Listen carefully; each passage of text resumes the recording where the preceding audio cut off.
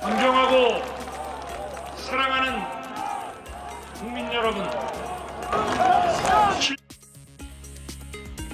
윤석열 대통령이 취임하던 날 대통령의 아버지와 멀지 않은 자리에서 취임식을 지켜본 이 남성, 바로 명태균 씨입니다. 정치 브로커다, 역술인이다, 분명하지 않은 꼬리표가 따라 붙는데요. 일단 시작은 기업인이었던 걸로 보입니다. 명 씨는 2003년 광고업체를 만들었고 경남 창원 지역을 중심으로 활동을 해왔습니다. 2015년 언론 보도를 보면 지역 기반 중소기업 연합회에서 활동한 이력도 포착이 됩니다. 명 씨가 본격적으로 정치권에서 이름을 알린 건 2018년에 설립된 미래한국연구소의 회장을 맡으면서인 걸로 보입니다. 여론조사를 무기로 정치 컨설팅을 해나갔다는 거죠.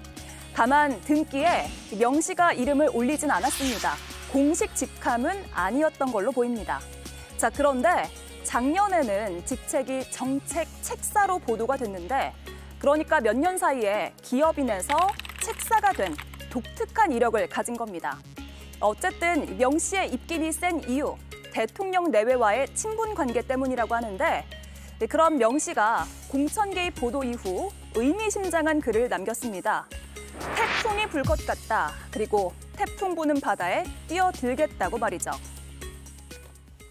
네, 김윤형 위원님. 네. 명태균 씨가 대통령 취임식의 주요 인사석에 앉았다. 이건 어떻게 봐야 될까요?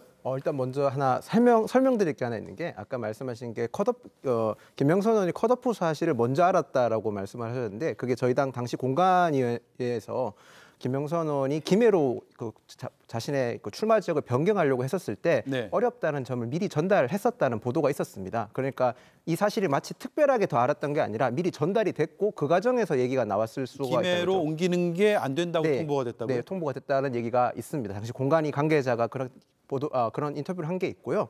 그리고 명태균 씨가 사실 김종인 위원장의 언론 인터뷰에서도 밝힌 바 있듯이 이준석 대표가 국민의힘 대표로 출마했을 당시에 많이 도왔다는 얘기가 있습니다. 그런 언급이 있을 만큼 국민의힘 여권 내에서는 꾸준하게 활동을 했었던 것 같고요. 인수위가 당시에 대통령 취임식 때 인수위 측에서 10,000명 넘게 초청을 했었습니다. 그 과정에서 국민의힘, 그러니까 보수 진영에서 정치 활동을 어쨌든 정식적인 루트가 아니더라도 꾸준하게 활동을 해왔기 때문에 초청이 된 걸로 보이고요. 거기에 따른 인수위 10,000명 넘게 초대되는 인원 중에 1명에 불과하다, 이렇게 보는 게 맞을 것 같습니다. 예. 김유정 위원님, 네. 이게 명태균 씨가 이제 여권에서는 조금 알려져 있는 인물인 것 같은데 지금의 야권에서는 좀 생소한 인물이죠? 예, 저도 사실 처음 듣는 인물인데요. 또 경남 이쪽 지역을 중심으로 해서는 또 정치권에서도 알려진 인물이라고 하니까 야권에서도 아는 분들이 좀 있을 수는 있을 것 같아요. 그 정도로 인맥이 넓다면. 그래서 아까 이수진 앵커 말씀하신 대로 광고회사 같은 걸 하다가 나중에는 이제 여론조사 회사 이런 걸 통해서 그래서 정치인들하고 이제 인맥을 넓혀왔다, 이제 이렇게 알려져 있는데, 그 뉴스토마토 이제 보도했던 기자가 얘기하는 걸 들어보니까 사실 첫 번째 보도가 나간 다음에 역술인이다 이런 얘기가 파다하게 들렸었는데, 이제 그건 아니라는 얘기이고 직관력도 있고 예지력도 있다 이런 얘기를 하는데, 그것과 공천 개입 문제가 어떻게 상관관계가 있는지는 잘 모르겠습니다. 그런데 아까 정책 책사라는 이제 그게 한입신문에 났다는 거 아닙니까? 김영선 의원이 이제 이렇게 관련 정부의 관련된 정책 제안을 하는 것들이 이제 신문에 보도가 됐다는 얘기인데, 그때 김영선 의원과 함께 정책 책사로서 같이 배석을 했다 이런 얘기를 하는데, 우리가 예를 들면 중진 의원이나 또는 당대표든 또 이 정도 어떤 지도부급에 있는 분들이 정책 특보랄지 정무 특보랄지 이런 표현을 쓰면서 이제 그런 분들이 계시긴 합니다. 네. 그런데 정책 책사라는 이야기는 제가 듣도 보도 못한 그런 표현이긴 합니다. 그런데 이분이 취재한 기자에 의하면은 같이 앉아서 뭔가 논의를 할 때도 김영선 의원보다 상석에 앉고 그 옆에 김영선 의원이 앉고 뭔가 이 주객이 전도된 느낌, 주종관계가 바뀐 느낌 이런 것들을 많이 받았다라는 이야기를 취재 결과 얘기를 하더라고요. 예. 자, 그러면 정치권에서 여론조사하고 그 동네 알려진 인물이라고는 합니다만은, 그런 사람이 그래도 김영선 의원이 5선의 중진 의원인데 그 정도로 쩔쩔매는 정도의 어떤 그 인간관계라면은 반드시 그 사이에는 뭔가가 존재해야 되는 거예요. 저는 그렇게밖에 볼 수가 없어서 이런 공천 개입 문제나 또는 정책 책사라는 타이틀도 참 희한하다 이런 생각이 듭니다마는 왜 그런 얘기가 이렇게 지금 보도까지 되고 또 기자의 입을 통해서 나오게 되었는가? 그 이유가 무엇인가? 그러면은 이 공천 개입해서 본인이 거의 아까 녹취록에 따르면은 안 될 뻔한 공천을 내가 재보선 때도 해준 거고 또 미리 이제 그래서 5선 의원이 됐던 거고 뭐 컷오프 상황과 뭐 기회로 옮긴 이야기도 굉장히 자세하게 알고 있고 그런 것들을 봤을 때는 이게 뭔가 그 숨길 수 없는 그런 의혹들이 숨어 있는 게 아닌가 생각하고요.